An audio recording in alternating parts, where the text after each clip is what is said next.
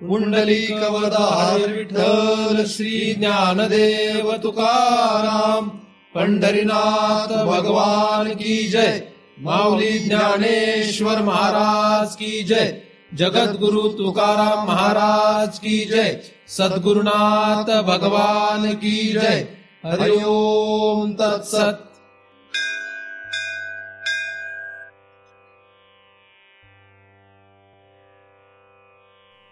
ध्यानमूलं गुरुमूर्ति, पूजामूलं गुरुपदम, मंत्रमूलं गुरुर्वाक्यम, मुक्तिमूलं गुरुकृपा।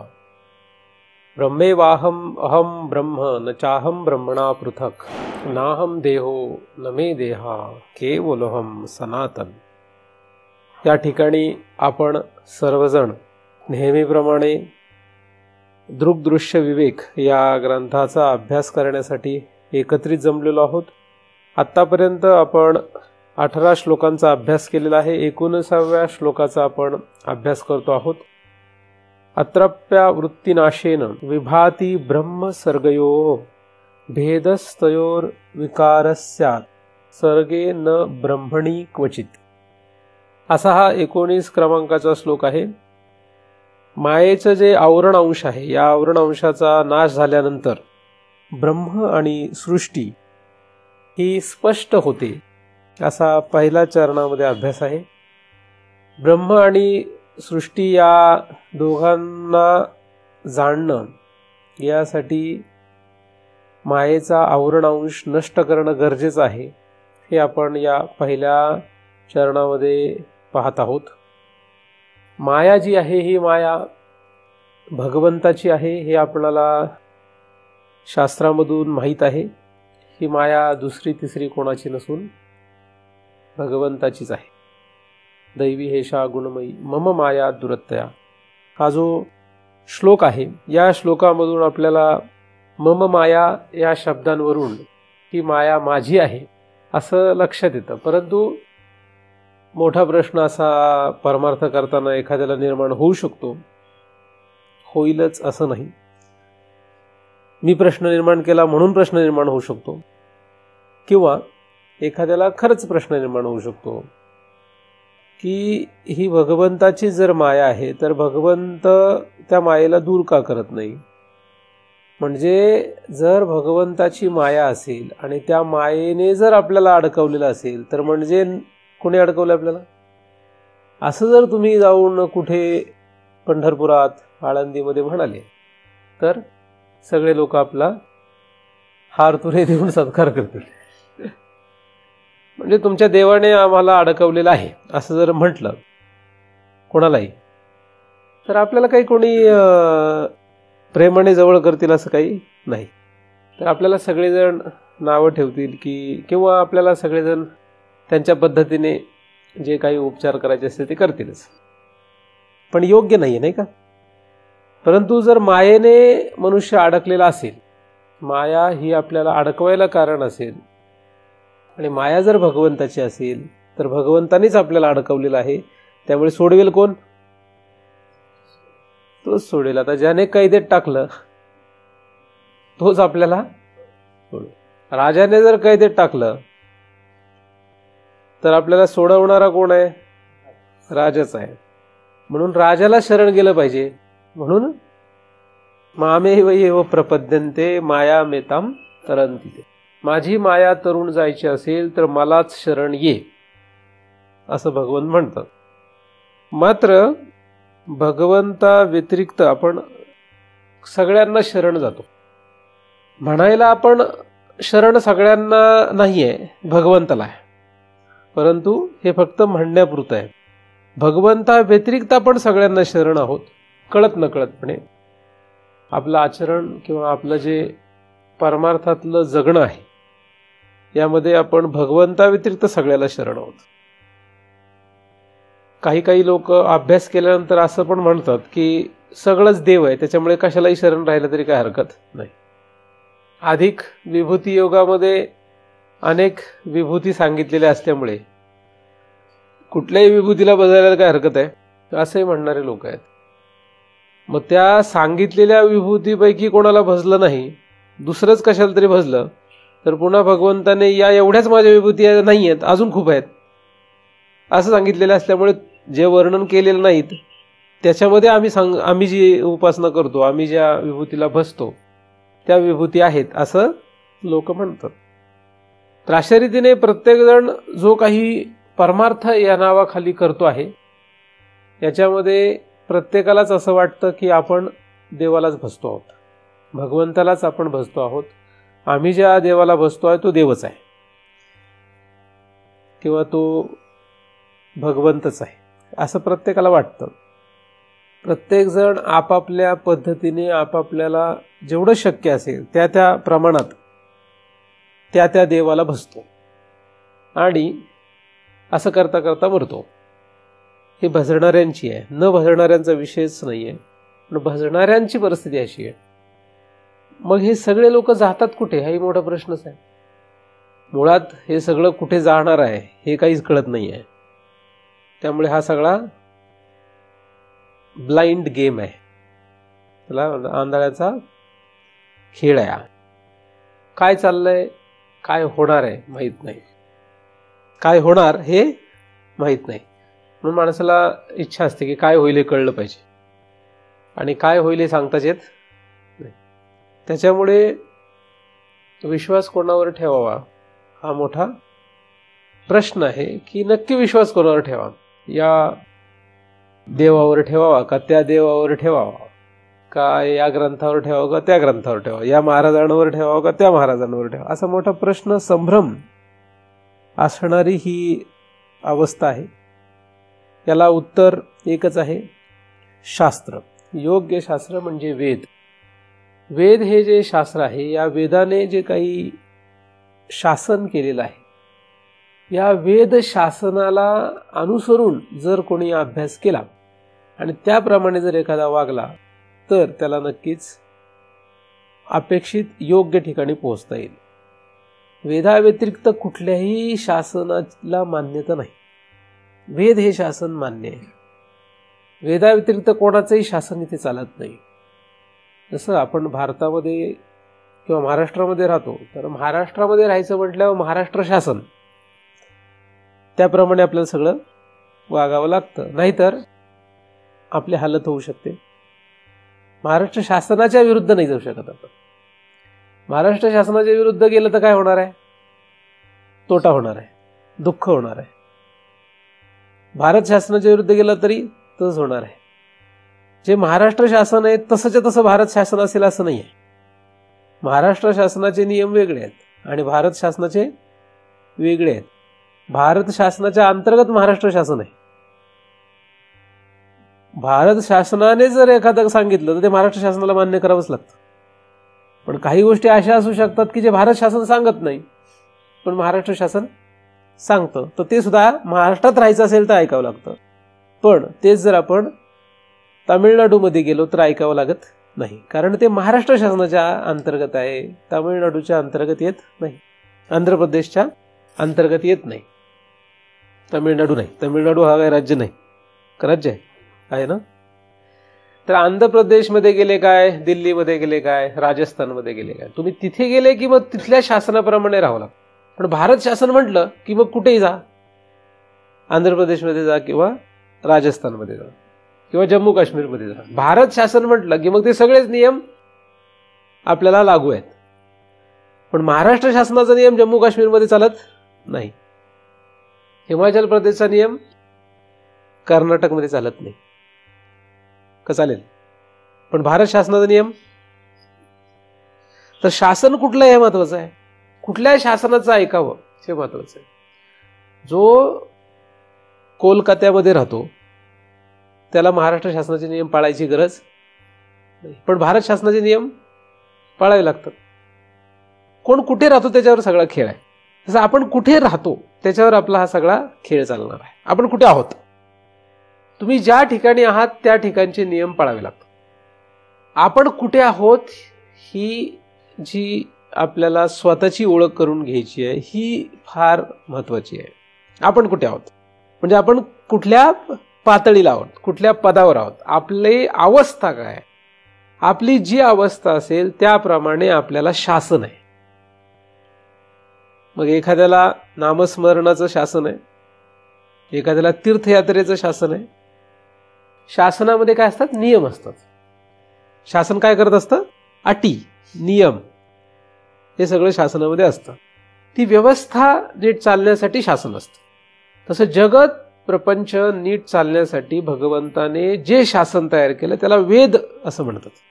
आणि या वेदाप्रमाणे आपल्याला चाललं पाहिजे. मग वेदामध्ये कर्म, उपासना, ज्ञान म्हणजे धर्म आणि ब्रह्म जिज्ञासा अशा 2 जिज्ञासेच्या अंतर्गत सगळं शासन मांडण्यात आलेलं आहे. आपण कुठे आहोत त्याप्रमाणे आपल्याला ते शासन पाळावं लागेल. आपण जर कुठे आहोत हेच आपल्याला कळलं नाही तर मग काही खरं नाही. पण तुम्ही कुठे आहात हे तुम्हाला कळलं नाही आणि तुम्ही कसेही वागलात तरी सुद्धा तुम्ही ज्या शासनाच्या अंतर्गत येतात त्याचे नियम तुम्हाला लागू होतातच. म्हणजे आपण जर समजा दिल्लीमध्ये गेलो आणि तिथले नियम आपण पाळले नाहीत, त्या शासनाचे, दिल्लीत राहतो आणि दिल्लीतले नियम पाळले नाहीत, आणि तुम्ही जर म्हणालात की नाही मी महाराष्ट्राचे नियम पाळणार, तर चालत नाही. तुम्ही काय म्हणता याला तिथे किंमतच नाही. आपण अमेरिकेत गेलो, अमेरिकेतले नियम पाळलेच नाहीत.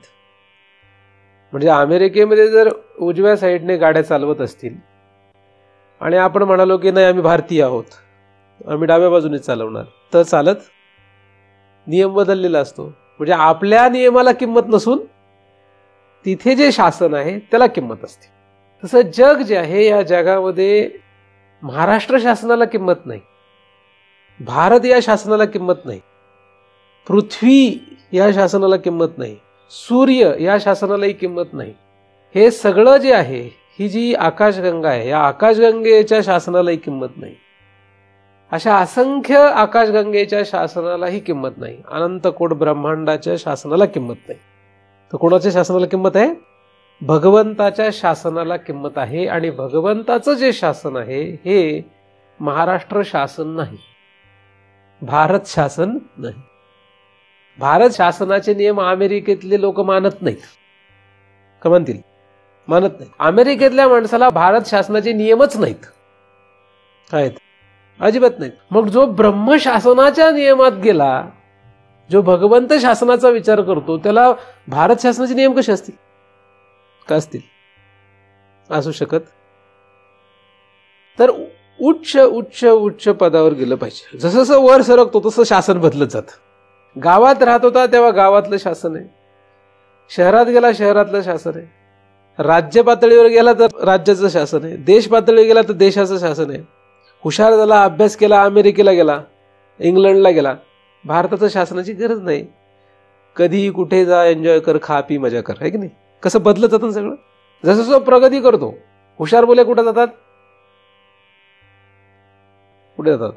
अमेरिकेला, कॅनडाला, असे कुठेतरी बाहेर जातात. मग तिथे गेल्यानंतर तिथून परत येत नाहीत. ते काय येत नाहीत? का त्यांना या शासनाची आता गरज, या शासनामध्ये त्यांना रमायचं. तिथं कसं आहे, त्यांना सगळं पाहिजे त्याप्रमाणे खुलं आहे, आपल्यासारखी परिस्थिती नाही. त्याच्यामुळे हुशार होऊन तिकडे निघून जातात, आहे की नाही? तसं जास्त हुशार झाला तर पृथ्वीच्या पण वर जातो, मग तो स्वर्गात जातो. त्याच्यापेक्षा हुशार झाला तर वैकुंठात जातो, कैलास लोकाला जातो, ब्रह्म लोकाला जातो. जितका हुशार होईल तितका उच्च उच्च उच्च लोकाला जात असतो, बदलत जातो तो. जितका तुम्ही स्वतःमध्ये बदल कराल तितके तितके तुम्ही उच्च उच्च ठिकाणी जाल. सर्वोत्कृष्ट जागा आहे ब्रह्मलोक. जगामध्ये सर्वोत्कृष्ट जागा कुठली आहे? ब्रह्मलोक ही सर्वात उत्कृष्ट जागा आहे. पण ब्रह्मलोकाला सुद्धा शासन आहे. ब्रह्मलोकाचं शासन म्हणजे भगवंताचं शासन नाही आहे, पण ब्रह्मलोक हे भगवंताच्या शासनाच्या अंतर्गत आहे. जसं महाराष्ट्र हा भारत शासनाच्या अंतर्गत आहे, परत भारत शासन म्हणजे महाराष्ट्र शासन नाही आहे. तसं ब्रह्मलोक हे भगवंताच्या शासनाच्या अंतर्गत येतं, पण ब्रह्मलोक म्हणजे भगवंताचं शासन नाही आहे. तर हे जे शासन आहे, हे शासन ज्या शास्त्रामध्ये सांगितलंय प्रामुख्याने ते आहे वेदांत शास्त्र. भारत शासनामध्ये महाराष्ट्र शासनाचा विचार असेलच, भारत शासनामध्ये बाकी सगळ्यांचाच विचार असेल, पण भारत शासन हे स्वतःचं एक वेगळं अस्तित्व ठेवून आहे. तसं ब्रह्म किंवा भगवंत शासन हे स्वतःचं एक वेगळं अस्तित्व ठेवून आहे, अधिक त्याच्या अंतर्गत येणाऱ्या ह्या वेगवेगळ्या लोकांचं शासन सुद्धा त्याच्या अंतर्गत आहे, त्याच्या अधिपत्याखाली आहे. तुम्ही कुठे जाण्याचा विचार करता त्याप्रमाणे तुम्हाला ते शासन पाळायला पाहिजे. तुम्हाला कुठे जायचे, धर्मशास्त्र जे आहे ते तुम्हाला ब्रह्मलोकापर्यंत घेऊन जाऊ शकतो. भगवंत या शास्त्रापर्यंत जायचंय तर वेदांत शास्त्र पाहिजे. वेदांत शास्त्र म्हणजे वेदाचा अंतिम भाग, म्हणजे ब्रह्मशासनाच्याच अंतर्गत हा भाग आहे. धर्मशास्त्र सुद्धा वेदामध्येच आहे, ज्ञानशास्त्र सुद्धा वेदामध्येच आहे. भगवंत जो आहे हा भगवंत, या भगवंताला जर आपल्याला जाणायचं असेल तर आपल्याला भगवंताच्या शासनाचा विचार करायला पाहिजे. म्हणजे भगवंताने घालून दिलेल्या नियमांना, अटींना आपल्याला पाहिलं पाहिजे, त्यांच्याकडे बघून ते पाळलं पाहिजे. मग आपल्याला ते शासन त्या भगवंतापर्यंत घेऊन जाईल.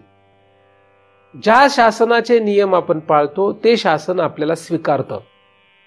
जसं अमेरिकेत जायचं असेल एखाद्या मुलाला, तर त्याला त्या अमेरिकेत जाण्यासाठी त्या शासनाच्या ज्या काही नियम अटी असतील त्या पाळाव्या लागतात. तो तिकडे जातो.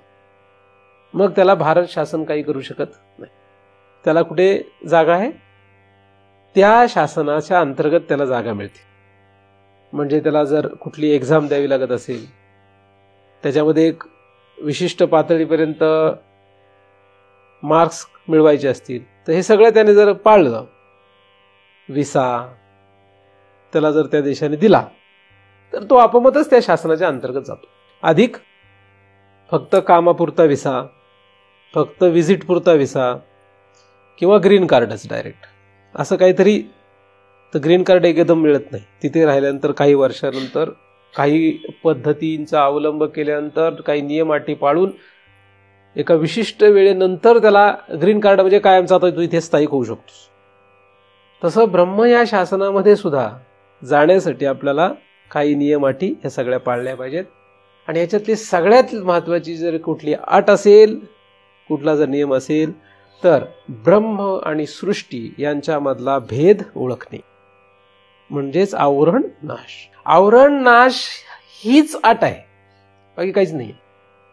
भगवंत कळून घ्यायचा असेल तर अट कुठली आहे? आवरण नाश, बाकी काहीच नाही. पण आम्ही तर रोज सकाळी 2 तास पूजा करतो. तू वेगळ्या शासनाच्या अंतर्गत आहेस. आम्ही तर 50 वेळा तीर्थयात्रा केली आहे, वेगवेगळ्या ठिकाणी गेलो आहे. आम्ही 4 धाम केलंय, आम्ही काशीला गेलो आहे, आम्ही हे केलंय ते केलंय. ठीक आहे, सगळं तू केलंयस हे चांगलं आहे, पण ते वेगळं शासन आहे. नाही असं नाही आहे. काही काही लोक म्हणतात मी 7 कोटीचा जप केलाय. म्हटलं मग मी काय करू? तू 7 कोटीचा केला नाही तर 25 कोटीचा कर. आपण शास्त्रात सांगितलंय, आम्ही कुठं म्हटलं नाही सांगितलेलं. तुला काय पाहिजे हे तू ठरव पहिलं. लोक म्हणतात महाराज तुमचं ज्ञान काय उपयोगाचं नाही. नाहीच आहे उपयोगाचं तुम्हाला, कारण तुम्हाला वेगळ्या शासनात राहायचंय. मी काय सांगतो याचा तुला उपयोग कुठे आहे? मी काय सांगतो याचा उपयोग कोणाला आहे हे पण सांगतो मी, का नाही सांगत? मी म्हणजे वेदांत शास्त्र. वेदांत शास्त्र कोणासाठी आहे हे कळलं पाहिजे. हट्ट करून जमत नाही. विनाकारण कोणालाही वेदांत शास्त्र सांगून काही उपयोगच नसतो. तुम्हाला भगवंत पाहिजे, जगामध्ये कोणालाही भगवंताकडे जायचं असेल तर त्याला आवरण हा अंश काढावाच लागतो. आवरण नाश हा नियम पाळणेच आहे. त्यासाठी जे काही करावं लागेल ते करणे आहे. मग त्यासाठी आपल्याला तीर्थयात्रा करावी लागत असेल तर करायला पाहिजे, नामस्मरण करावं लागत असेल तर केलं पाहिजे, जे काही करावं लागेल ते केलं पाहिजे. मग काय केलं पाहिजे हे कसं कळणार? ते शास्त्रात सांगितलेलंच आहे, त्याचाच आपण अभ्यास करतो. काय करायचं हे काही आपल्याला आपल्याच मनाने करायचंय असं अजिबातच नाही. खूप आपल्याला करायचंय असं काही नाहीये. खूप काहीच करायचं नाहीये असंही काही नाहीये. काय करायचंय हे शोधणं पहिलं गरजेचं आहे. लोक जन्माला आल्यापासून बरंच काय काय करतात परमार्थ नावाखाली. का करतात, कसे करतात, काही नाही. बऱ्यापैकी बऱ्याच वेळा अनुकरण आहे फक्त. आईबाप करत होते म्हणून हा करायला लागला, बस एवढंच आहे. आई वडील देवाला धुत होते, हा पण धुवायला लागला कारण आई वडील थकले म्हणून.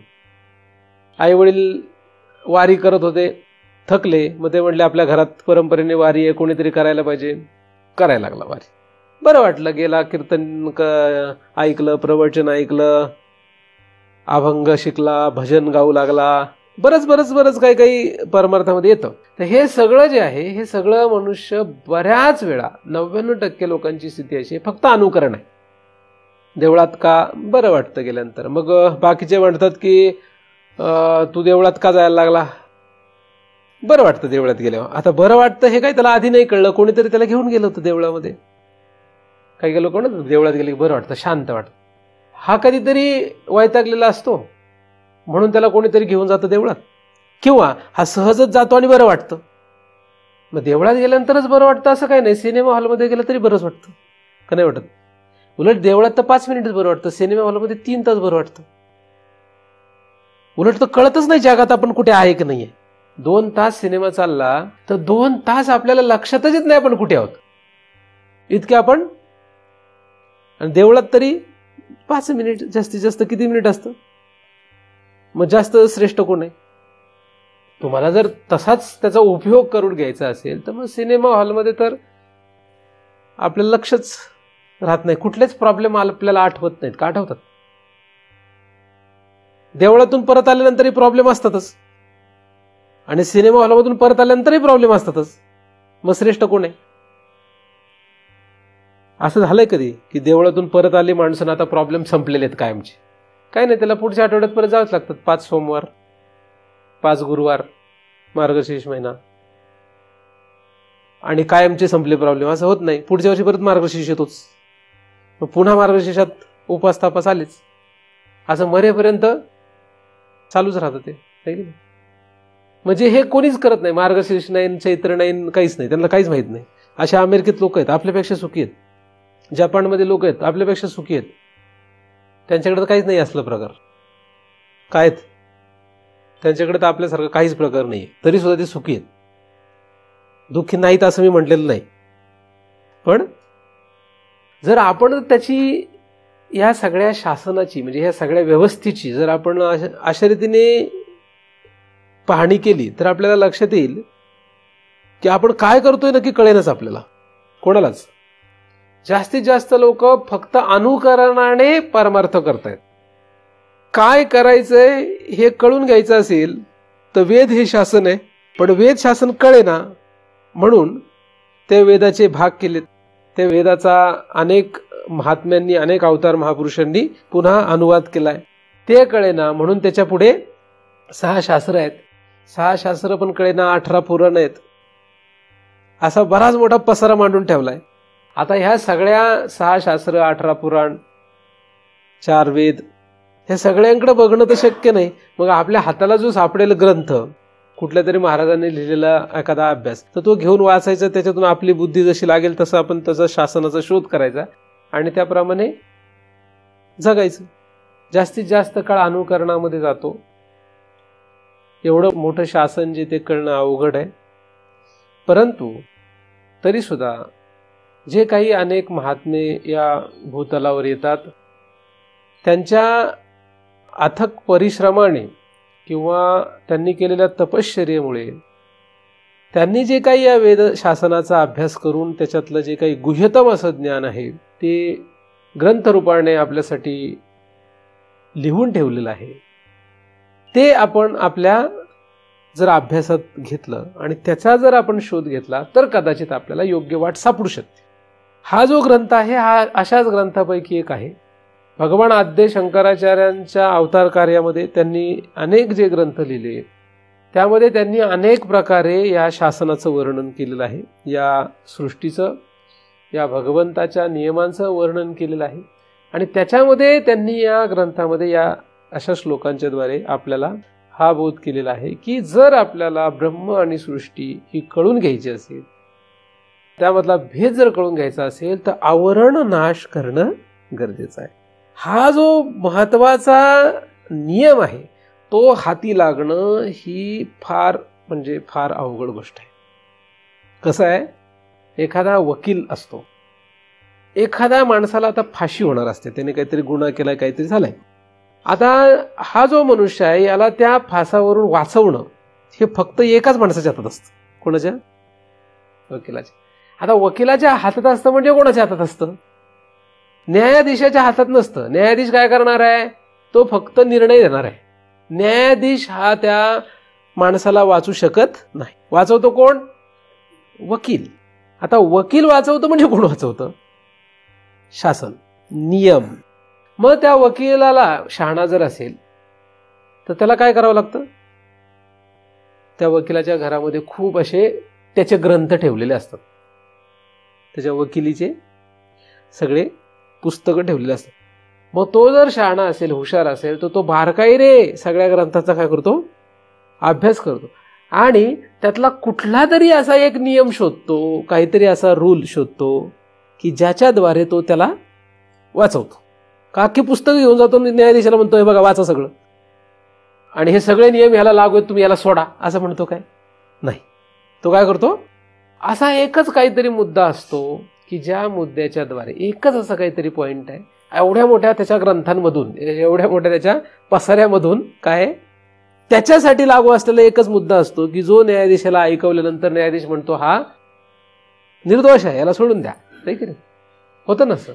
तसं एवढा मोठा जो हा पसारा आहे, या सगळ्या पसाऱ्यामधून असे काहीतरी एखादाच मुद्दा महत्वाचा आहे, नियम महत्वाचा आहे की ज्याच्याद्वारे आपल्याला हा विषय संपुष्टात आणता येणार आहे. कदाचित एक नाही 2 नियम असतात, कदाचित 3 असतात, 4 असतात, 5 असतात, पण त्या 5 नियमाने तो व्यक्ती निर्दोष म्हणून सुटतो. तसंच आपल्याला या वेद शासनामधून असे नियम शोधणे आहेत, असं काहीतरी शोधून पाहिलं पाहिजे की ज्याच्यामुळे आपण निर्दोष सुटू. जिथपर्यंत आपण निर्दोष सिद्ध होत नाही तिथपर्यंत आपल्याला संसार कैद ही ठरलेलीच आहे. या संसारामध्ये पुन्हा पुन्हा सुख दुःखाचा भोग, पुन्हा पुन्हा अनेक शरीराला प्राप्त होणे, ही दयनीय अवस्था आहे, हे दुःख आहे. हे आपल्याला जर संपवायचं असेल तर आपल्याला हा कुठला तरी निर्दोष म्हणून सिद्ध करणारा नियम सापडला पाहिजे. आणि तोच हा एक अत्यंत महत्वाचा नियम या ठिकाणी असल्यासारखाच आहे की अत्रप्य आवृत्ती नाशेन, अप्य आवृत्ती नाशेन आहे. आवरण नाश म्हणजे आवृत्ती आहे. आवरण नाश करणे. काय करणे? आवरण नाश करणे. आणि हे आवरण कोणाचं आहे? मागे आपण अभ्यास केलेला आहे. ते आहे कोणाचं? माया. आणि माया कोणाची आहे? भगवंताची. असा आपला हा अभ्यास आहे. म्हणजे याच्या व्यतिरिक्त आपल्याकडे काहीच साधन नाही का? दुसरं काही साधन सांगितलंय? पण तुम्ही आजपर्यंत समजा 1000 वेळा देव धुतले असतील. आपल्या घरात देव असतात, चांदीचे, तांब्या पितळाचे, फोटो, हे 1000 वेळा धुतले असतील. एकदा तरी आवरण नाश झालाय काय? झालाय काय? झाला असेल तर चांगलीच गोष्ट आहे. मग काही लोक म्हणतात नाही ते केलं म्हणून तर आता पुढे आम्ही सरकलोय. हे तुला कसं कळलं? हे कसं कळलं? वाल्या कोळी तर नुसतं मर्डर करत होता नाही का? आणि त्याच्यानंतर त्याने काय केलं? कुठलंही साधन न करताच नारद मुनी भेटले. आणि नारद मुनीने सांगितलं, काहीतरी सांगितलं, आणि झाला, वाल्या कोळी संपला. मग त्याने बाकीचे काही साधनं केली का? काही नाही. मग आपल्याला माहिती आहे की त्यांनी ते नामस्मरण केलं, आणि नामस्मरण केल्यानंतर मग त्याचा उद्धार झाला. बाकी काय केलं? काहीच नाही केलं. त्याच्यासाठी कदाचित ते गरजेचं असेल म्हणून त्याने ते साधन केलं, त्याचा उद्धार झाला. बाकीचं काहीच केलं नाही, नुसते त्या साधनानेच काम होऊन गेलं. ध्रुव बाळ कुठलं साधन नाही केलं, आणि त्याच्यासमोर भगवंत प्रगट झाले, आणि भगवंताने त्याला आढळपद दिलं. आढळ म्हणजे न ढळणार नाही का? म्हणजे असं जर बघितलं आपण तर साधन प्रत्येकाचं जे आहे, हे प्रत्येकाचं साधन, त्याला दिलेले साधन हे भिन्न भिन्न आहे. पण त्या साधनाने त्याला ते अपेक्षित असलेलं फळ मिळालं पाहिजे. आपल्याला जे फळ पाहिजे हे फळ काय आहे हे जिथपर्यंत आपण ठरवणार नाही, किंवा आपल्याला काय फळ अपेक्षित आहे हे आपण ठरवत नाही, तिथपर्यंत आपण जी साधनं करतो ती साधनं आपल्याला काही फल देत राहतात. आपल्याला माहित नाही की आपल्याला काय पाहिजे, काय फल अपेक्षित आहे, आणि नुसता साधनांच्या पाठीमागे लागला तर त्याला काही मिळत नाही. म्हणजे योग्य साधनांचा अवलंब हा जर आपल्याला करता आला नाही तर काही उपयोग होत नाही. योग्य फलाची अपेक्षा ठेवली नाही तरी उपयोग होत नाही. म्हणजे एखाद्या मुलाला आपल्याला काय प्राप्त करायचं हेच कळलं नाही तर तो मुलगा काय ठरवू शकतो? एखाद्या खेडेगावात राहणाऱ्या शाळेतल्या मुलाला त्या शाळेमध्ये पहिला नंबर मिळवणं हेच मोठं कौतुक वाटतं. ज्या शाळेमध्ये एकाच वर्गात 4 वर्ग भरतात त्याला काय वाटतं? इथल्या मास्तरने आपल्याला वा वा म्हटलं म्हणजे आपण एकदम काहीतरी मोठा सुपरमॅन झालो असं वाटतं त्याला, नाही वाटत? आणि मग जेव्हा तो असं काहीतरी 1ली, 2री, 3री, 4थी असं काहीतरी करतो आणि जरा मोठ्या शाळेत येतो तेव्हा त्याला लक्षात येतं की आपण कुठंच नाहीये. चुकून जर तो शहरात आला तर खेडेगावामध्ये त्याला 70, 80, 90% जरी मिळाले असले तरी शहरात आल्यानंतर त्याला कळतं, किंवा कळतं नाही 12वीमध्ये किंवा इंजिनिअरिंगला आला, मेडिकलला गेला, कुठंतरी गेला की तिकडे जाऊन तो नापास होतो पहिल्या वर्षात. त्याला लक्षात आहे की आपण कुठंच नाही, आपलं काहीच नाहीये. हा फरक त्याला माहीत नसतं की काय आहे जग म्हणजे. तसं आपण काय ठरवतो, आपलं टार्गेट म्हणजे आपल्याला प्राप्त काय करायचं हे जिथपर्यंत स्पष्ट नाही तिथपर्यंत काही खरं नाही. आपला शेवट, आपलं टार्गेट जे आहे ते भगवंत आहे, हेंद्री शेंद्री देव देवता नाही. हे कळण्यासाठी अनंत जन्म जातात. ज्या देव देवतेंना त्यांचं देव आणि देवते पण ज्या देवाने दिलं त्या देवाची प्राप्ती हे आपलं काय टार्गेट आहे. मग काही काही लोक शहाणे आहेत, ते म्हणतात की नाही आम्हाला हे देव देवता म्हणजे काय, शेवटी ते भगवंतच सगळं आहे त्यामुळे काही हरकत नाही. तसं चालत नाही. देव देवी मी छिपाई हाही निश्चय त्यासी नाही. भाव ते ठाई वेगळाला धरी. तिथे फसलेला आहे विषय, त्याचा संपलेला तिथेच. हा नियम आहे. हा काय, हा एक नियम आहे. पण ते नियम वाचायला कोणी तयार नाही. ज्ञानेश्वरांनी जरी लिहिलेले असले ते पाळायला कोणी तयार नाही. भगवंताची प्राप्ती करणं हा जर एखाद्याचा हेतू असेल तर त्याच्यासाठी आवरण नाश हा अत्यंत महत्वाचा विषय आहे. आवरण नाशाने काय होणार आहे? आवरण नाशाने भगवंत प्राप्त होणार आहे. आता हा जरा भक्ताच्या बाजूने विचार करून सांगण्यात येणारा अभ्यास आहे. त्याच्याऐवजी एखाद्याला जर ही सृष्टी म्हणजे काय कळून घ्यायची असेल तरी त्याला आवरण नाशच करायला पाहिजे. दुसऱ्या कुठल्याही रीतीने याला सृष्टी म्हणजे काय कळणार नाहीये. म्हणजे एखाद्याला भगवंत म्हणजे काय कळून घ्यायचं आहे तरी आवरण नाश करावा लागेल. एखाद्याला सृष्टी म्हणजे काय हे कळून घ्यायचे तरी आवरण नाशच करावा लागेल. म्हणजे दोन्हीसाठी काय नियम एकच आहे. पण त्याच्या व्यतिरिक्त काय जर हवं असेल तर आवरण नाशाची गरज नाही. लोकांना वेगळ्या गोष्टींची हौस आहे. लोकांची हौस एकदम साधारण आहेत. लोकांना असं वाटतं की परमार्थ केला म्हणजे आमचं घर नीट चालणार आहे. अहो मग घर नीट चाललं नाही तर मग परमार्थाचा उपयोग काय, असं काही लोक म्हणतात. महाराजांकडे जाऊन किंवा विठोबाला शरण जाऊन जर आमचं घर जर अस्वस्थ अशांत असेल तर काय त्या विठोबाचं करायचं आम्हाला? म्हणजे आमचं घरदार नीट चालणार नसेल, नीटनेटकं चालणार नसेल तर यांचा उपयोग काय आम्हाला? म्हणजे विठोबाला शरण गेल्यानंतर पोट भरणार नसेल तर विठोबाला शरण कशाला जायचं? पोट भरायचं असेल तर तू काम कर. विठोबाला शरण जाऊन पोट भरण्याचा नियम तुला कोणी सांगितला? कशाने काय होतं हे कळलं पाहिजे. काही लोकांना असं वाटतं की आपण हे काही साधनं केली, हे काही केलं की आपलं शांत हो, स्थिर हो, मन स्थिर होईल, किंवा मग आपल्याला जगताना कुठल्याच अडचणी येणार नाही. बरेच काही आपले विचार घेऊन लोक जगत असतात. हरिपाठ वाचा म्हणजे ऍक्सिडेंटच होणार नाही. आता हरिपाठ आणि ऍक्सिडेंटचा काही संबंधच नाहीये. म्हणजे हरिपाठाचं पुस्तक खिशात ठेवलं की ऍक्सिडेंट होत नाही असं कुठलं तरी महाराजांनी सांगितलं आणि ह्याला खरंच वाटायला लागलं. तसं असतं ज्ञानेश्वरांनी आधीच लिहून ठेवलं असतं की हा हरिपाठ वाचल्यानंतर कोणाचा ऍक्सिडेंट होऊ शकत नाही. पण असं काही नाहीये. कीर्तनकार महाराजांचे ऍक्सिडेंट होऊन मेलेत, त्यांचा हरिपाठ खिशात ठेवण्याची गरज नाही, अख्खा पाठच असतो, म्हणजे त्यांच्या मेंदूतच भरलेला आहे हरिपाठ अख्खा, तरी ऍक्सिडेंटने मेले. त्याचा याचा काही संबंध नाही, पण लोक जुळवतात. तर काय कुठे कसे नियम लावतील हे सांगत नाही. हे शासनाचे नियम नाही आहेत. शासनाचे म्हणजे भगवंत या शासनाकडे खरे हे नियम नाही आहेत, त्याचा आणि याचा काही संबंध नाहीये. तर सृष्टी आणि ब्रह्म यांच्यातला भेद लक्षात येण्यासाठी सृष्टी पण कळली पाहिजे, भगवंत पण कळला पाहिजे, किंवा भगवंत तरी कळला पाहिजे किंवा सृष्टी तरी कळली पाहिजे, म्हणजे दोघातला भेद लक्षात येईल. तर त्यासाठी घालवायला पाहिजे आवरण. तर आवरण नाश हा आहे नियम. आवरण आहे मायेचं, माया जी आहे ही आहे भगवंताची. म्हणून शरण कोणाला जायचं? भगवंताला. आता ज्याला शरण जायचं तो माहीतच नाहीये, आली का नाही पंचायत, असा गोंधळ आहे. मग त्या भगवंतावर असला राग येतो आहे की नाही, की म्हणजे त्याने का असं करावं, त्याने असं का करावं, मोठा प्रश्न आहे. हे स्पष्ट होऊ नये.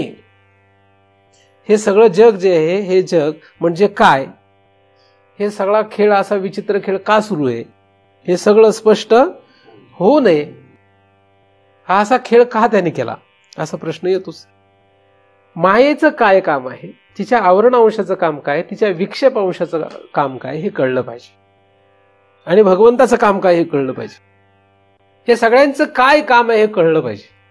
आवरण अंश काय करत असतो? आवरण अंश ह्या दोघांवर, ब्रह्म आणि सृष्टी यांच्यावर आवरण घालतो, एवढंच काम आहे त्याचं.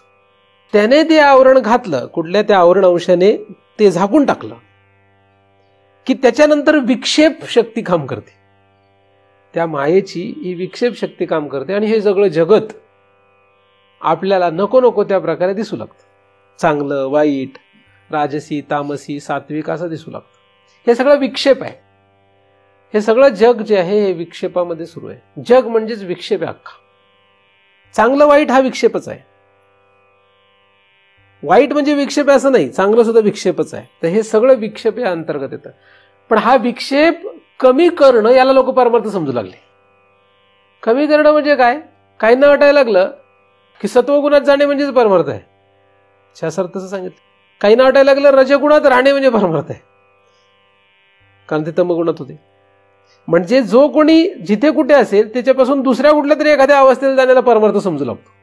गावात राहत होता, महाराज चुकून गावात आले, सप्ताहाच्या वेळेस कीर्तन झालं, महाराजांनी खूप आळंदीचं वर्णन केलं. आळंदी असे, आळंदी तशी, 84 सिद्ध भेटी मेळा, असं काहीतरी आहे ना वर्णन.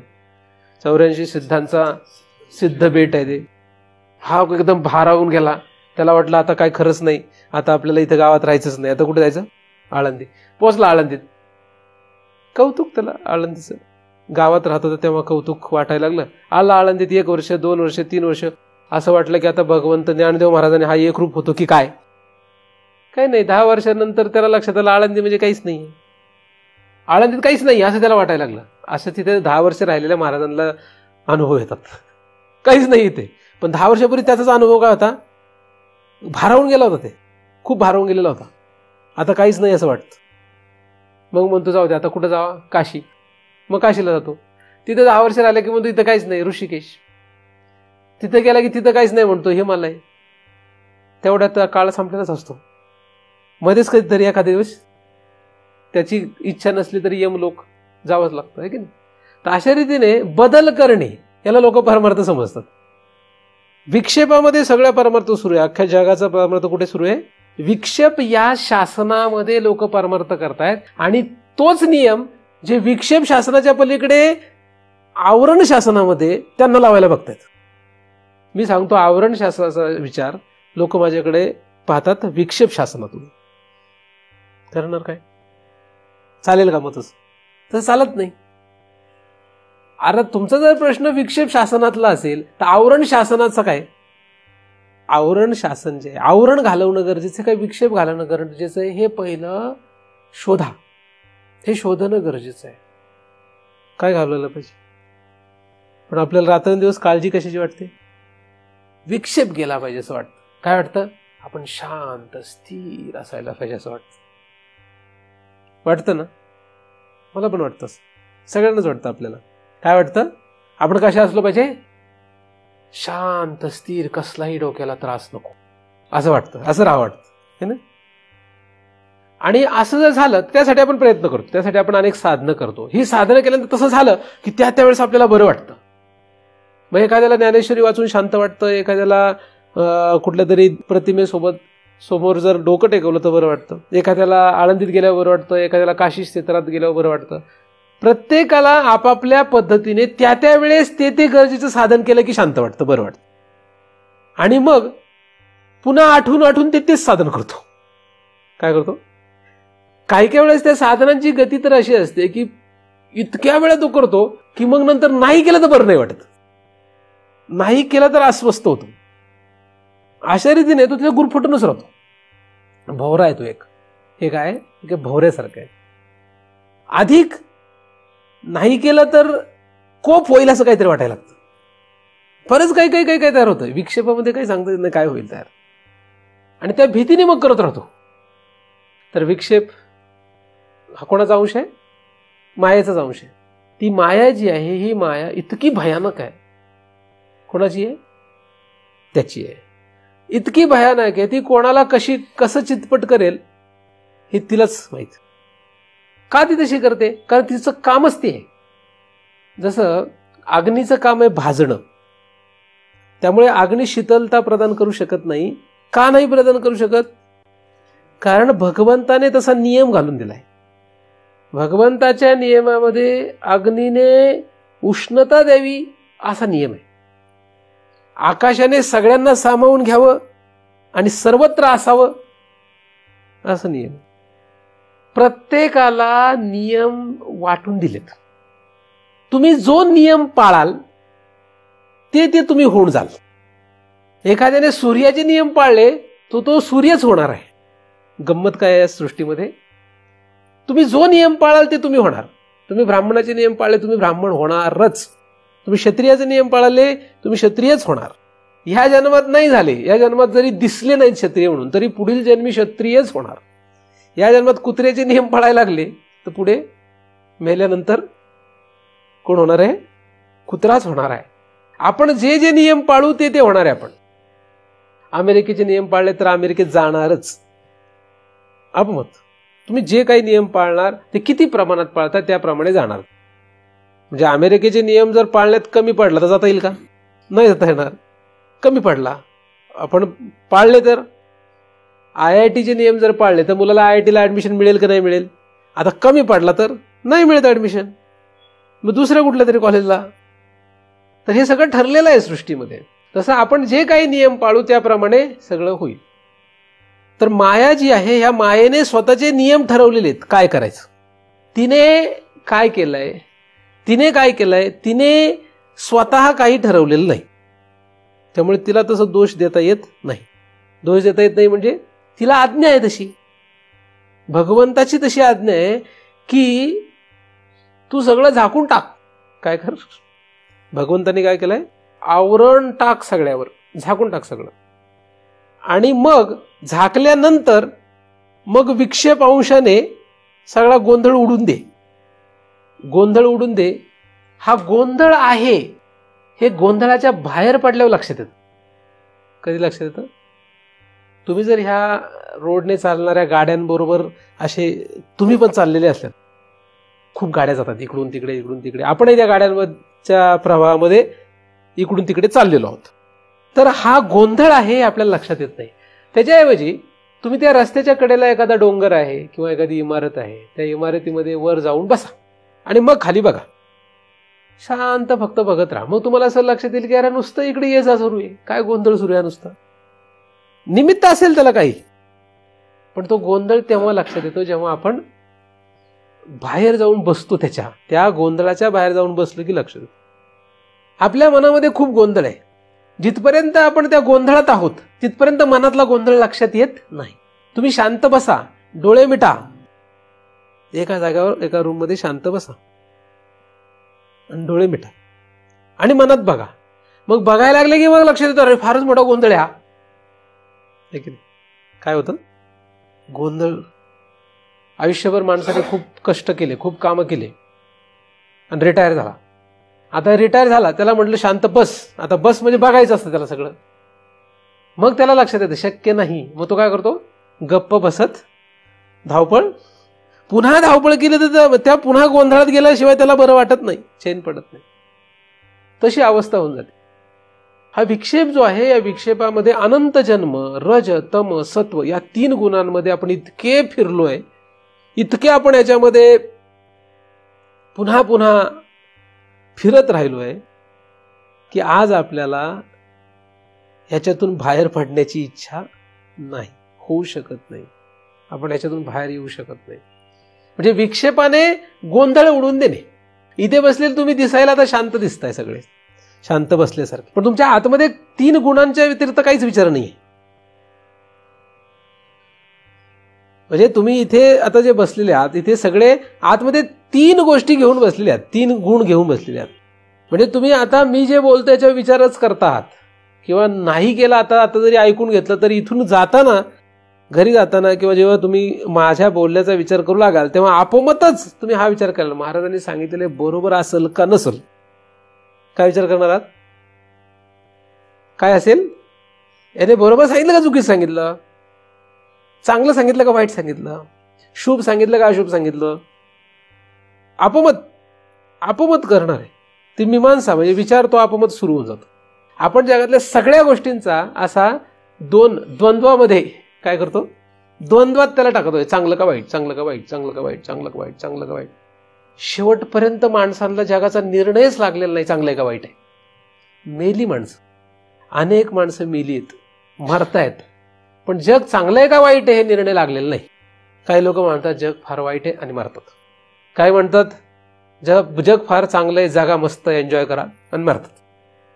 काही म्हणतात चांगलं आहे का वाईट कळेनाच आणि मरतात. अशी सगळ्या प्रकारची माणसं मरताना आढळतात. निर्णय काहीच नाही. काय नक्की का गोंधळ सुरू आहे. म्हणजे सृष्टीवर जे आवरण आहे इतकं भयंकर आहे. विक्षेपाच्या बाहेरच येऊ देत नाही. आवरण कुठलं आलंय.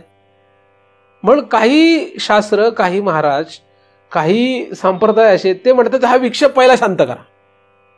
काय करा म्हणजे एखाद्याचं पोट रिकामं आहे, फार भूक लागली त्याला, आणि त्याला जर म्हटलं तुला आवरण नाश करायचं आहे तर तो ऐकेल का. तर महाराज तुमचं काही डोकं जागेवर आहे का नाही. मला पोटात अन्न नाही, मला भूक लागली, आणि तुमचं कुठलं चाललंय आवरण नाश काढा. आवरण नाशाचा विचार कोणाला नाही का. भुकेल्या पोटी ब्रह्मविचार होऊ शकत नाही. भोजन बीजा भजन न होय गोपाला. भजन करायचं असेल तर काय पाहिजे, भोजन पाहिजे. आणि नाही भोजन दिलं तर भजनानंतर तरी भोजनाची व्यवस्था आहे हे कळलं पाहिजे. त्या आशेने का होईना करेल. असा हा विक्षेप आहे. भोजन हा विक्षेप आहे, भजन हे लक्ष्य आहे. पण भोजनाशिवाय भजन होत नाही. म्हणून विक्षेप नाश करा असं काही लोकांचं म्हणणं आहे. विक्षेप नाशामध्ये श्रममान आहेत लोक. काही काही हट्टे कट्टे धट्ट असतात, ते म्हणतात हे जेवण बिवून आम्ही काही घाबरत नाही. क्षुधा पिपिशा नष्ट करतात योगी लोक, ते श्रेष्ठ आहेत. ते काही मानत नाही, ते विक्षेपाला घाबरत नाहीत. ते प्रयत्नपूर्वक तपश्चर्या करून हा विक्षेप कमी कमी करण्याचाच प्रयत्न करत असतात. पण त्यांचा जो हा विक्षेप नाश आहे, हा विक्षेप नाश नसून विक्षेप लय आहे. त्या विक्षेपाचा तो लय करतायत, बाद नाही. तो काय लय आहे. तर हा विक्षेप आणि हे आवरण, ह्या 2 गोष्टी या मायेच्या स्वतःच्या आहेत. ह्या मायेने आपली 2 शस्त्र काढलेली आहेत. एक आहे आवरण, एक आहे विक्षेप. विक्षेपाने अख्खं जगात गोंधळ उडून दिला, आवरणाचा त्यामुळे तपास नाही. ज्या माणसांचं अख्खं आयुष्य बायको, मुलं आणि संसारामध्ये लागणाऱ्या असंख्य अडचणी, असंख्य वस्तू, त्यांची योगक्षेम म्हणजे प्राप्त करणे, त्यांची व्यवस्था करणे, हे सगळं ज्या माणसाचं आयुष्य ह्याच्यात अख्खं जातंय, त्यांना कुठला आलाय भगवंत प्राप्तीनं, कुठलं काय काही माहित नाही, घेणं देणंच नाही त्यांना. आणि त्यांचं आयुष्य फक्त याच्यात चाललंय. त्यांना माहित नाही का मरणार? माहित आहे त्यांना. त्याच्यानंतर ते म्हणतात सगळं देवाचंच आहे. हे सगळं काय आहे? त्याच्या पुढे काय म्हणतात ते? अधिक म्हणतात आम्ही देव मानतोच. आम्ही कुठं नाही म्हणत आहे. देव मानत नाही असं कोण आहे? आम्ही देव मानतोच.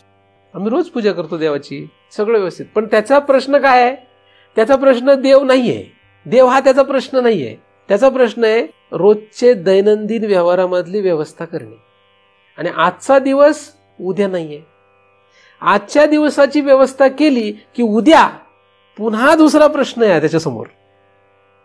उद्याच्या दिवसाची व्यवस्था केली की परवा पुन्हा नवीन प्रश्न आहे त्याच्यासमोर.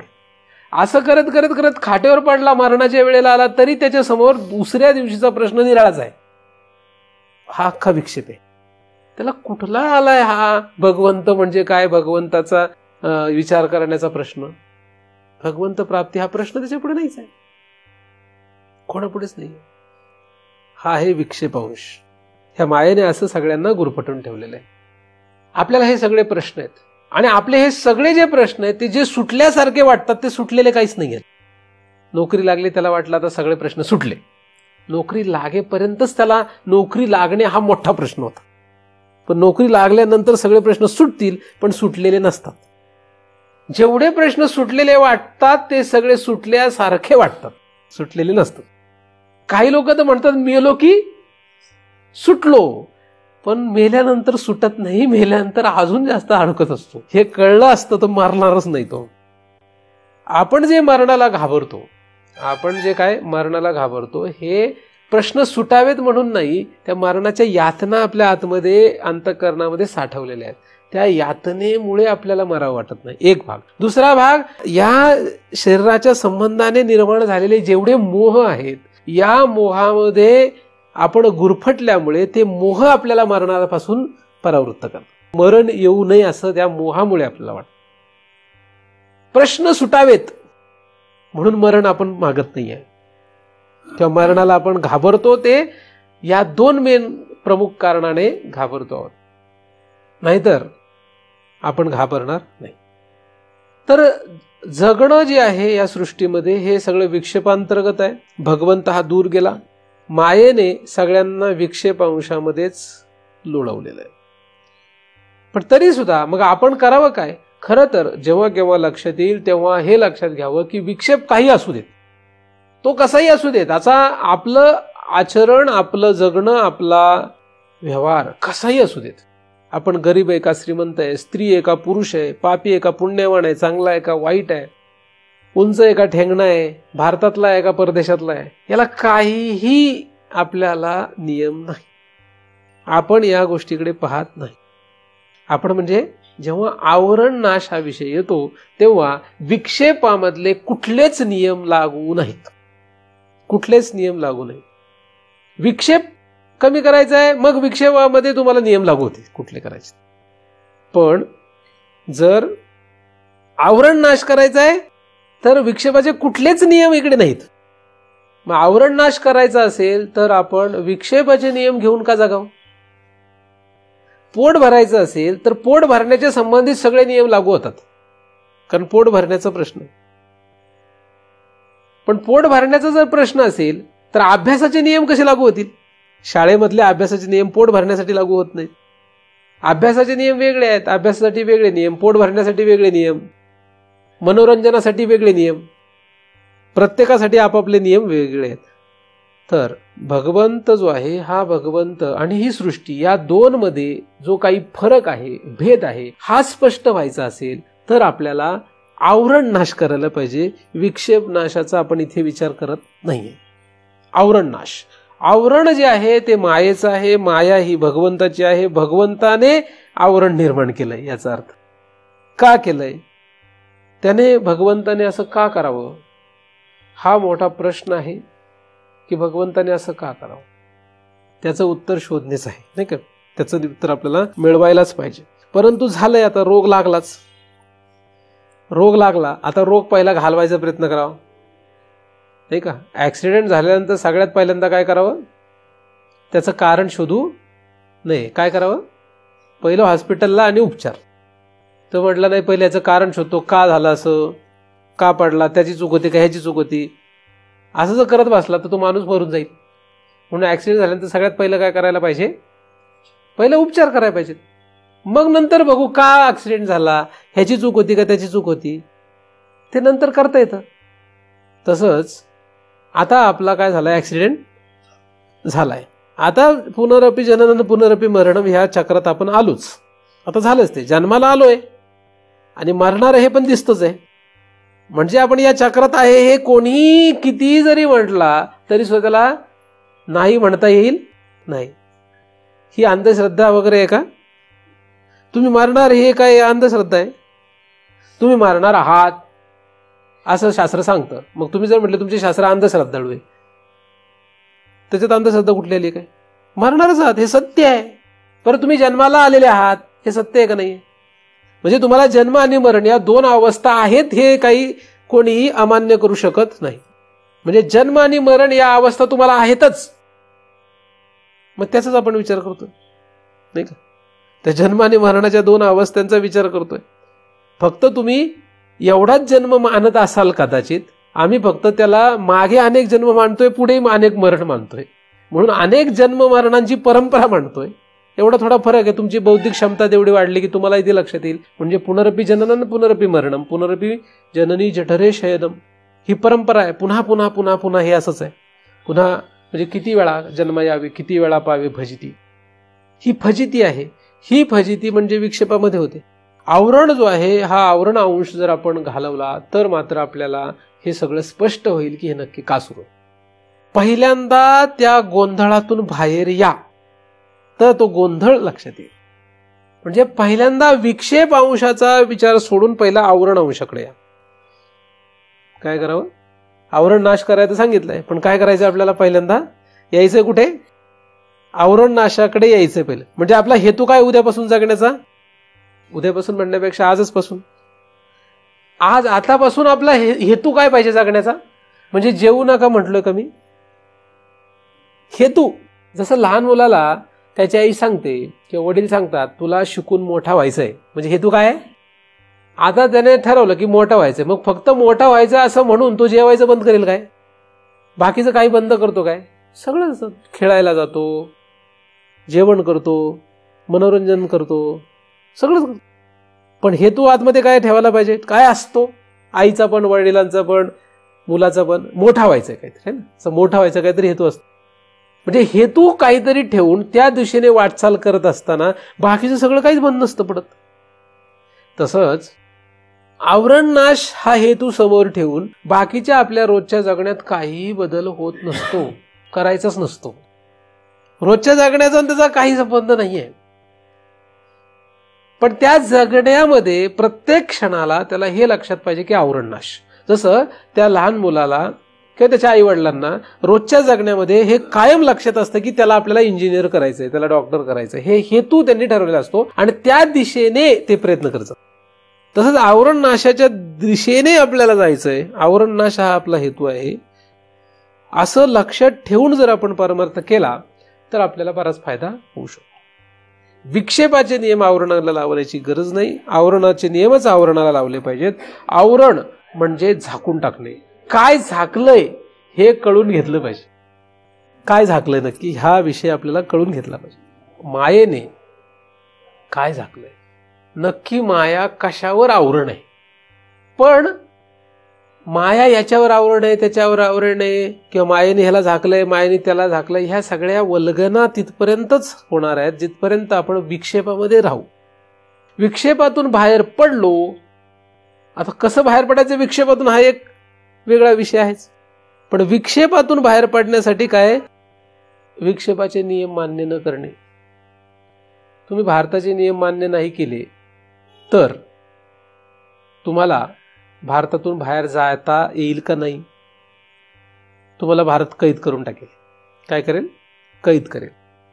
आता तुम्ही अमेरिकेचे नियम पाळले, आता अमेरिकेचे नियम पाळले तर भारताचे नियम तुम्ही पाळणार आहेत काय? नाही पाळणार आहेत. आता तुम्हाला भारताच्या बाहेर जाता येईल का नाही? म्हणजे भारताचे नियम दोन लोकांना पाळता न पाळण्याचे वेगवेगळे परिणाम आहेत. भारताचा नियम न पाळणारा कैद होतो आणि भारताचा नियम न पाळणारा पण दुसरे कोणाचे तरी नियम पाळणारा तिकडे जातो. बरोबर. तसं विक्षेपाचे नियम पाळायचे नाहीत पण आवरणाचे नियम पाळायचे तर विक्षेपातून बाहेर जातो. आता एखादा जर आवरणाचे नियम पाळत नाही आणि विक्षेपाचे नियम पाळत नाही तर तो नरकाला जातो. कुठे जातो तो विक्षेपामध्ये त्याला नरकाला जावं लागतं. म्हणजे मूर्ख त्याला बोंधू म्हणतो आपण. तो का असतो तो साधू नाही, तो काय तो बोंधू आहे. ती बोंधू कॅटेगरी आहे. विक्षेपाचा नियम दोघांना नाहीये, मूर्खालाही नाहीये. बोंधू म्हणण्यापेक्षा मूर्ख. मूर्खालाही विक्षेपाचा नियम नाही आणि साधूला पण विक्षेपाचा नियम नाही. साधू काय जो आवरणाचे नियम पाळतो त्याला विक्षेपाचे नियम पाळण्याची गरजच नसते. जग काही म्हणू देत, जग काही म्हणू देत, त्याने काही फरक पडत नाही. मग अमेरिकेतली माणसं अशी आहेत तशी आहेत, आपण किती बडबड केली तरी उपयोग काही नाही. त्या अमेरिकेत आहेत. मग आपण असं नंतर म्हणतो भारतातली लोक नव्हतात, नाही नाही ते अमेरिका आहे, तिथं थुकून नाही चालत रस्त्यावर. हे भारत आहे, इथे काय कुठे थुकलं तरी चालतंय. म्हणजे हे काय माणसं लगेच ओळखतात. तसंच आहे आवरणाचे नियम आहेत. आवरणाचे नियम पाळले की विक्षेपाचे नियम गरज नसते. तुम्ही कुठले नियम पाळणार हे तुम्हाला ठरवलं पाहिजे. आवरण, या आवरणाचे नियम पाळणे म्हणजे काय? म्हणजे आवरणाला आपल्याला शासन म्हणून स्वीकारायचं असेल पहिल्यांदा, म्हणजे आवरणाकडे लक्ष द्यायचं असेल तर काय करावं लागेल हे आपल्याला शोधायला पाहिजे. म्हणजे त्याचा आपल्याला अभ्यास करायला पाहिजे. आवरण म्हणजे झाकून टाकणे. आवरण म्हणजे काय झाकून टाकणे? आवरण म्हणजे ब्रह्म आणि सृष्टी यांच्यामध्ये असलेला भेद झाकून टाकणे, असा अभ्यास आपण करत आलेलो आहे. तर या आवरणाला नष्ट करा. या आवरणाला तुम्ही जर नष्ट करू शकले तर आपल्याला ब्रह्म आणि सृष्टी ही स्पष्ट होईल. आणि जर तसा आपल्याला भेद स्पष्ट करता आला की मग पुढच्या चरणाच्या द्वारे जे सांगण्यात येणार आहे ते असं आहे की मग त्याच वेळेस आपल्याला लक्षात येईल की जो काही गोंधळ आहे, जे काही विक्षेप आहे, जे काही विकार आहेत, हे सगळे सृष्टीमध्ये आहेत, ब्रह्मामध्ये नाही. म्हणजे इकडची सृष्टी नाश पावते असा प्रश्न येत नाहीये. सृष्टी आहेच पण सृष्टीचा संबंध लागत नाही. सगळं जग तसंच राहील पण जगाचा दोष लागत नाही. ही उत्कृष्ट अवस्था प्राप्त होते आणि मग लक्षात येतं की ब्रह्म किंवा भगवंत म्हणजे काय, किंवा भगवंताने असं का केलं, किंवा भगवंत दयाळू आहे का नाही आहे. म्हणजे भगवंत हा मायेच्या द्वारे हा सगळा गोंधळ निर्माण करून घातक आहे का नाहीये, हे सगळं तेव्हा लक्षात येतं. आणि तेव्हा ते लक्षात आल्यानंतर ते जगाला सांगून उपयोग नसतो. ती त्याची स्वतःची एक अवस्था आहे. तशी अवस्था त्याने निर्माण करणं गरजेचं आहे. आपल्याला जेव्हा केव्हा असं वाटेल की भगवंत हाच माझ्यासाठी सर्व काही आहे, भगवत प्राप्ती हाच माझा जगण्याचा हेतू आहे, बाकीचं माझं जगणं फक्त जगण्यापुरतं आहे, पण माझा हेतू फक्त काय आहे, भगवंत आहे, तेव्हाच हे शक्य आहे. तिथपर्यंत हा विषय शक्य नाही. तुम्हाला जर गोतावळा आणि बाकीच्या प्रपंचामध्येच सगळं काही खरं वाटत असेल तर मात्र हा विषय आपल्यासाठी अजिबात नाही. ऐकण्यासाठी आहे, मनोरंजनाचा विषय आहे, सात्विक मनोरंजनाचा हा कार्यक्रम आहे. त्यामुळे मला काही तुम्ही मोठं महाराज वगैरे मानू नका. मी फक्त तुमचं सात्विक मनोरंजन करतोय असं लक्षात घ्या. याच्याऐवजी तुम्ही जर नाटक सिनेमा बघायला गेला तर तुमचं राजसी मनोरंजन होईल. अजून दुसरीकडे कुठे गेले तरी तामसी मनोरंजन होईल. या मनोरंजनामध्ये काही खरं नाही. माझ्या बोलण्यातून जर तुम्हाला भगवंत हाच आपला हेतू आहे जगण्याचा हे लक्षात आलं आणि तुमचं रोजचं जगणं तसंच राहिलं तरी काही फरक पडत नाही. तुमचं रोजचं जगणं तसंच राहू देत, पण जगण्याचा हेतू फक्त काय पाहिजे, भगवंतच पाहिजे. असं जेव्हा दृढ होत जाईल तेव्हा तुम्ही सगळ्यांमध्ये असून सुद्धा तुमचा हेतू आतमध्ये काय असेल, तसा विषयी मनुष्य असतो किंवा ज्याला पैशाची हौस असते. मी बऱ्याच वेळा सांगतो की ज्याला एखाद्याला पैशाची हौस असते तो मुलाबाळात दिसतो पण रात्रंदिवस त्याच्या डोक्यामध्ये काय असतं, पैसा. मग त्याचे मुलं बाळ, त्याची बायको कधी कधी त्याला म्हणतात पण तुम्हाला फक्त पैशाचीच घेणं देणं आहे, म्हणजे तो असतो त्यांच्या सगळ्यांमध्ये, पण लक्ष कशावर आहे त्याचं? कायम त्याचं लक्ष पैशांवरच असतं. हे जसं आहे त्याचप्रमाणे आपण यांच्यात दिसलो तरी त्यांना असं लक्षात आलं पाहिजे की आपलं लक्ष कशावर आहे? फक्त भगवंतावरच आहे. म्हणजे भगवंत हाच आपला विषय आहे आणि तो भगवंत आपल्याला आवरण नाशाशिवाय मिळणार नाही, त्याशिवाय तो आपल्याला नक्की काय हे लक्षात येणार नाही. म्हणून आपण आवरण नाशाचा नियम जो काही शास्त्रामध्ये असेल तो पाळला पाहिजे. हा काय नियम आहे तो तुम्ही शास्त्रातून शोधा. काय करा? शास्त्रातून शोधा. नाही लक्षात आला तर माझ्यासारख्या माणसाला विचारा. पण माझ्यासारख्या माणसाला विचारणं ही नंतरची पायरी आहे. पहिली पायरी आहे शास्त्रात शोधणे. कारण शास्त्र तुम्हाला काही प्रतिउत्तर देणार, प्रतिप्रश्न काही करणार नाहीये. तुम्ही शोधणे आहे, तुमचं तुम्हाला उत्तर मिळणे आहे, तुमचं तुम्ही खरं खोटं मान्य आहे तसं भरकटणं आहे. माझ्यासारख्या माणसाला विचारलं तर मी म्हणेल ते तुम्हाला मान्य करणे आहे. ते पटेल नाही पटेल हा प्रश्न पुढे आहेच. पण दोन ठिकाणं आहेत याचे उत्तर शोधायला, एक तर शास्त्र आणि एक तर महाराज. ज्यांना याची माहिती आहे अशा महाराजांचा संपर्क किंवा शास्त्र संपर्क, अशा दोन संपर्काने आपल्याला आवरण नाशाचे नियम लक्षात येतील. पण आवरण नाश केल्याशिवाय पर्याय नाही. भगवंत हा चांगला का वाईट असं मी आता सांगू शकत नाही. कारण की बळीराजाला त्याने नरकात घातलंय आणि गणिकेचा स्वर्गात उद्धार केलाय. त्याच्यामुळे हा भगवंत चांगला आहे का वाईट आहे हा माझ्या पुढे प्रश्न आहे. मी काही त्याचं उत्तर तुम्हाला देऊ शकत नाहीये. त्यामुळे महाराज सुद्धा चांगले आहेत का वाईट हे हाही माझ्या पुढे प्रश्नच आहे. त्यामुळे त्याचंही उत्तर तुम्हाला माहिती होऊ शकत नाही.